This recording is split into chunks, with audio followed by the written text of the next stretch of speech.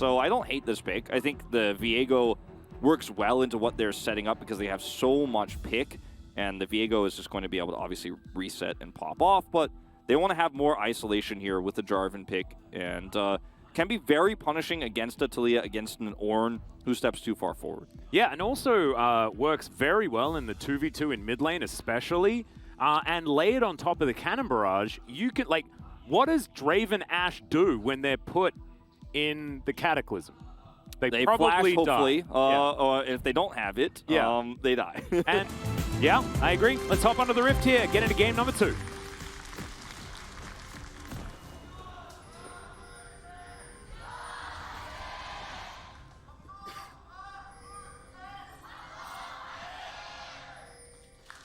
All right, here we are. Once again, the FPX skin to come through for Keen. It's his favorite one, and does look pretty cool.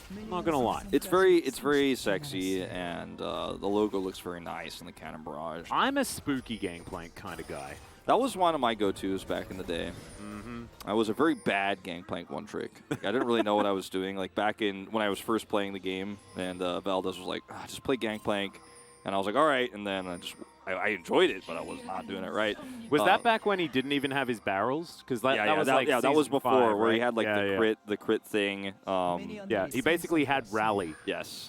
Where he just pressed like E and went yar and went a bit faster or something. Felt a little bit like Stim for your Marines, but he didn't have a machine gun. He just had a pistol that went off once every 7 seconds or something. Yeah, it was an interesting time. It was way before his rework. Keen going to spot out that Zeus put a ward there, pings it out for the rest of his team. As you can see, no real shenanigans in this early game. Not going to have a repeat of our first series yesterday, which had game 1 decided in one level 1 play. I like it more when the rest of the game is also relevant, as, oh yes, this is how you play level Jarvan. 2 Jarvan gank, but owner expects this is coming over here. It's actually kind of genius. But we'll see what's actually going to happen here as LM is going to rotate over. Kerry is like, nope, I'm out of here. I'm flashing. Oh no, LM misses the Q, but now Gumayusi's kind of left on his lonesome. Oh, Q is barely going to get dodged there by Teddy and Moham, as now Gumayusi's looking to turn this one around. He changed skins as well to make sure that he was really in the zone. So Keria now down both summoners here. Did go the heal this game around to actually give Gumayusi an extra speed up and some extra sustain in these longer trades where Gumayusi can win out actually against Kalista with the Draven, as we talked about last time. Moham is in trouble. Immediately the cleanse comes through on the handshake though, as the Ren not going to get a reset or anything like that. Here still. Once again rotating over. There should be a flash. There is just a flash as Hawkshot spots LM out. He gets notified of that situation as well, as now T1 going to have to play defensively. That is not how this lane wants to play. Exactly. As you can see, Ona wanting to get that level advantage as he takes down his Krugs, but remains in the area. If Guma needs to stop farming. If Guma has heal, I think he's much more interested in trading there and actually looking for a follow-up, but without it, he's showing a lot of respect. So trying to make a play, and Elam is just going to camp this lane. Yeah, that's what he has to do. As Gumayusi still sub 50%. The T1 playing very respectfully, and you can see Ona once again lurking. Great positioning for the Lee Sin as he gets the knock-up. Gumayusi still in trouble even though the Lee Sin's here, but they get the first blood. Gumayusi walks it out. He just needed the flash, guys. That's all he needed, and that's all they had remaining, as now Ona still looking for more. Wants to be able to grab this. He safeguards forward, gets the flash out of Moham as Teddy's trying to punish any potential overextension, but another Q is going to land as he flashes to bring Ona under the turret. The handshake!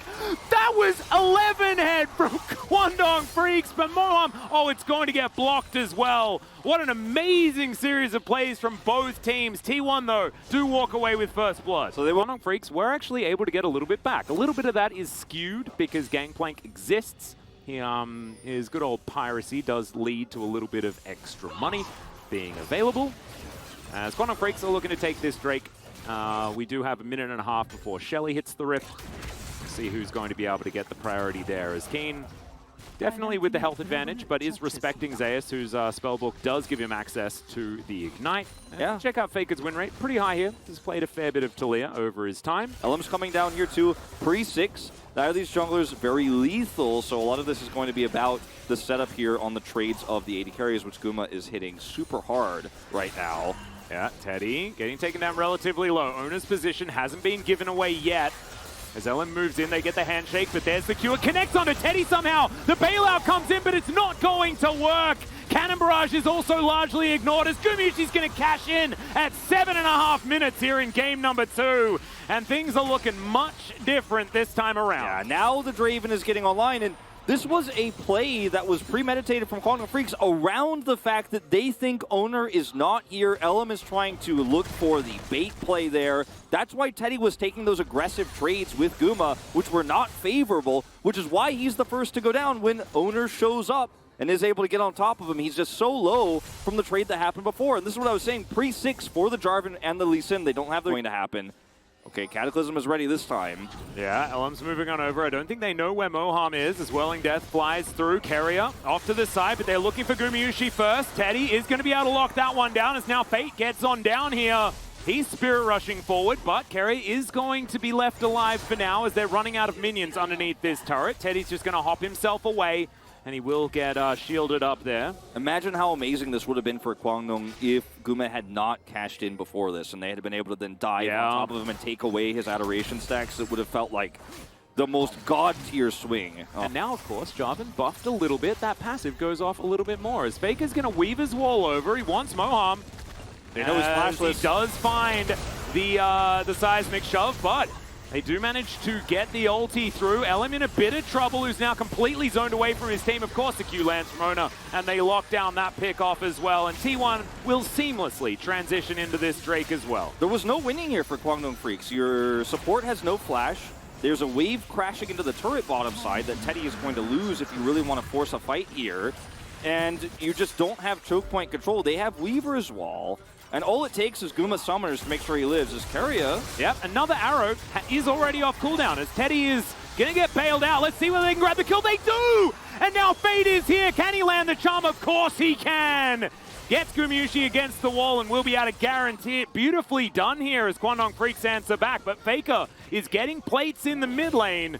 And Ellen comes on over, but won't be able to deny it this second. Well, what's this fight one more time? Okay, maybe not. Yep, never mind. Keen is just battling against Zeus here, who's just ignoring the gangplank damage and might just kill him, as he can always headbutt the wall. Good little movement there from Keen to avoid. But there's the flash. The brittle was there, and he was just waiting. He was just waiting for a breath. He knows. He knows that Keen has no flash, and as long as he hits that breath, it's just going to be enough. If he flashes on him, we'll get the kill. Yeah. This is going to be a denial of the Rift Herald, at least here for KWANGDONG FREECS in the meantime. So a little bit of power, again, given over to Zeus here on top side. Will, looks like, grab another plate here. Keen does have teleport. He can come back in 10 seconds, but that should be enough time. As, man, this game is just action nonstop. 9 kills here at the 14-minute mark. But the last exchange that went in KWANGDONG's favor gives 2 kills to Fate. Teddy now has 2 kills to assist, has a lot of money here. So Guma's no longer running the show necessarily. There's a lot of damage here in KWANGDONG FREECS' side. They have strong engages. Once again, we're going to see the Jarvan rotate over. Another Fate's Call. Gumayusi not going to get knocked up from it, but will go down as Teddy's just going to rip out all of the sticks. As now Owner and Fake are moving on over. Carrier here as well. Seismic Shove not going to land onto Moham. That was dangerous as he throws in the loyalty program. Doesn't really do too much. Willing to lose CS there. Does get flashed on. Yeah. So at least you get Zeus' flash, but you're going to die for it. He had to respect so many things. Yeah. Like the Searing Charge, so couldn't stand next to a wall. Didn't want to get the Brittle proc and knew that he was going to die if he got Bellows breathed.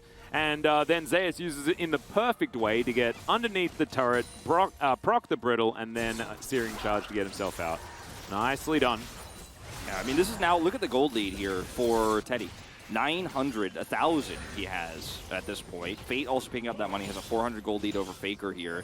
The Talia in this comp still operates very well around the CC they have. They have the Oran Horn, obviously. They have Gumayusi's ult that can add some extra damage layered on top. His team's 2.5 minutes on the Baron.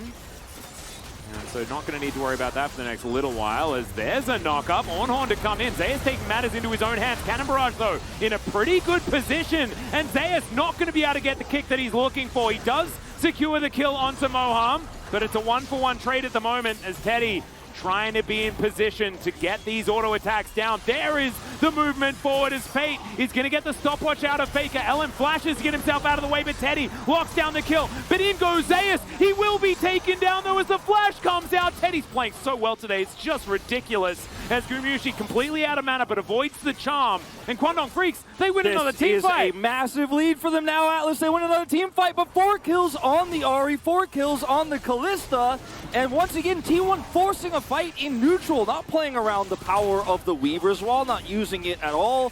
And it's really Zeus who's pulling the trigger, looks for the knock-up there into the Ornhorn, and it was a glide lane extremely well. Look at what Teddy picks up. He picks up a QSS. He's like, I know I need to be the carry for this team. I need to do so much damage. You guys have a lot of tools to shut me down, but the QSS is going to be so extremely valuable for him. Yeah, and also he took heal.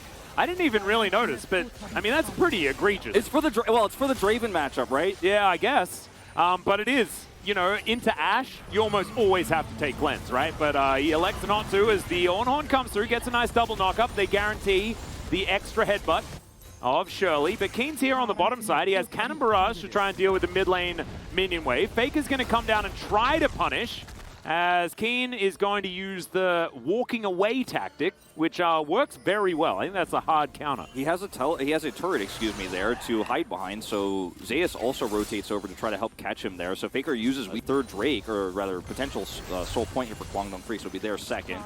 And I like that T1 just say, you know what, we can check Baron. I don't think they're on it. I don't think that it's realistic for them to take it. Let's, instead of trying to force clears over there and give KWANGDONG prio, just actually sprint right down to the Dragon, force prio there ourselves and set up first. Because if we have the defensive setup with all of our Ornhorn, Lee Sin Kick, Talia walls, like, KWANGDONG can't come over to this. The only thing they should be scared of is if KWANGDONG tries to trade this Drake for a Baron. So they have to be very aware of that, because there's still no vision on Baron whatsoever for T1 at the moment. Yeah, these volleys are just flying through, making KWANGDONG FREECS' life annoying. As Ona just fishing for any potential Q to come through. This minion wave is going to come down as the arrow connects onto Ellen somehow, and he will get punished. Cataclysm went down. It tried to deny the Ornhorn. I believe it did, as Zeus didn't get a whole lot of CC there, but still, a whole lot of this damage has been done as Faker is going to block off so many members, and Teddy, flashes behind Faker's wall and is just kept there. In the little, he's like in Harry Potter's cupboard under the stairs wall. That's not what you want to see. He just flashed right into jail. You ever just flash right into a cell? Yeah, I just didn't know the Weaver's wall was going to interact that way with that wall and have that little tiny pocket that he would be trapped in. He might have expected the Weaver's walls on the edge, but he would actually just be pushed through it. There was just a tiny gap that he gets stuck in, but I love how T1 handled this whole scenario, as Fate is going to look to grab a free charm here, but won't lead to anything else. He has a stun, but yeah, Zeus is very tanky, like you were talking about. The arrow looks majestic as it flies by. Another seismic shove, though, as Faker has certainly downloaded Ellen today. That is going to be his second one in a row, and Ellen's going to have to get out. As T1, I don't know what happened, but over the last minute, they have had some of Michael's secret stuff, and they are looking absolutely fantastic. They'll lock away this Drake as well after collecting the Baron. And this is the swing they needed. Another cash-in. That one moment here swings the game completely back into their control. Gold lead notwithstanding, they have so much map control. And that's what this comp relies on so much. And when you have Weaver's Wall, you can stop any sort of counter plays, you can stop any sort of wraparounds, you can cut KWANGDONG in half.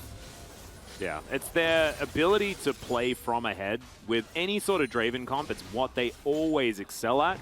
And T1 as a team are just so good at it. Their ability to just ride out snowballs is just amazing. As KWANGDONG FREECS up against the ropes, and with a composition like this, the amount of outs are not very large. And T1, I mean, they're building ornaments as well. You can see it's upgrade on the crown, on the shield bow, and we still have a couple more to come through. But it's really starting to mean that even though they have a 4,000 gold lead, it's actually a bit higher than that. Yeah, with it the really amount is. of extra stats that they're picking up. True. From Ornn's Forge. And also, Kwangdong has been one of the weakest teams at coming back from deficits. When they lose control of the map, they really lose control. And T1 are the best at pushing advantages. Yeah, manages to buffer at that time to tell him. Yeah, that was a very close call, as Owner does have Flash Kick plus Zhonya's. Like, Teddy can't really even threaten him. He will just never die. They have an Ornn front line. Well, another arrow into the seismic shove. The stand aside is actually going to troll Faker a little bit there as Fate is looking for a stun, gets it onto Faker. But it is still going to mean that they're able to take down this turret. Bit cute there from Owner. But he's not going to commit to anything, but still. It took a bit of work for T1 take down the inner turret. Yeah, and, you know, some ultimates exchanged here, but again, T1 feel pretty good about the state of their lead. And, you know, with the comp that T1 have from ahead, it's oppressive, it chokes you out. It's like the Kwangdong Freaks are being squeezed by an anaconda right now, and there's very little room to breathe. They have 2 stopwatches now on Jarvan, who didn't have it when he was picked earlier on, which was really unfortunate for him. Had he had a stopwatch then, things could look different. Stopwatch, you know, available here still for Fate, but he's not really the one who's being picked. He's not the one being caught, and there's no angle for him to flank anymore because he doesn't have vision, doesn't have any idea of where he could set one up, so the stopwatch isn't very valuable for him. Sorry, Valdez, just true in this game. Might save his life for a few extra seconds, but it isn't going to be a game changer. T1 just have all the tools, all the control, and it's not even going to be a contest here for Kwangdong Freaks. 20 seconds on Baron means they can't trade. They can at least set up, but they will not be able to trade. They're going to have to win a fight to get this Baron. Well, I think Kwangdong Freaks getting some vision control here is definitely important as Kane has to flash. He himself out of the way, but Gumyushi's going to return the favor, and that is a very dead Pirate. Teddy in position, but he's going to get shoved. Faker picks him up. It's a double kill for Gumyushi, as now Faker's going to be able to secure it onto LM as well. And T1's revenge is swift here in game number 2. We're 30 minutes in, but Kwangdong Freaks, they're not going to be in this game for much longer. Kwangdong Freaks had such a good mid-game. It looked like they might have been able to just choke T1 out of the game. They had a nice lead, but a few great calls from T1. Namely, their rush towards that 4th Drake was so massive. Now it's going to look to push to end the game. A lot of turret shots tanked, however, so we'll have to wait for these minions to come through. Yeah, so it may not be over just yet. But, you know, it's sort of it. As Faker is going to get caught, he was trying to take a Hex Gate. Hex Gates have been a very big problem here in the LCK for a large array of reasons. Well, that was a game that was basically in T1's hands. They messed around with the push, took a few extra turret shots. Does this mean Baron? Yeah, that's what I'm like. This is actually kind of a silly swing that should not have happened. And T1 have a teleport, so teleporting mid. Weaver's Wall is up for Faker, but he's not going to be here in time. This is kind of a disaster. Now, they do have Ashe Arrow. Yeah, and this Baron goes down extraordinarily quickly. This is Rageblade Callista. They also have a lot of secure as the arrow is going to fly by, but it doesn't land on the Keen this time. Owner looks for a Q. He gets into the back of the pit and steals away the Baron.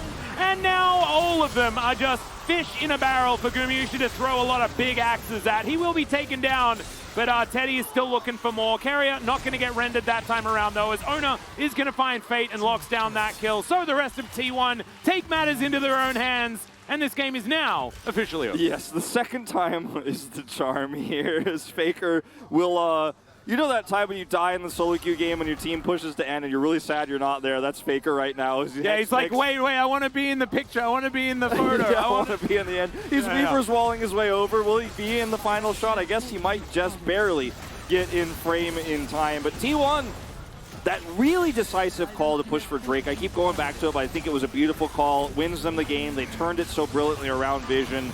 Yeah. They will bring us to a 3rd game here. Not going to be Kwangdong Freaks with a back-to-back 2-0 this season around. A closer game. A closer game that I think a lot of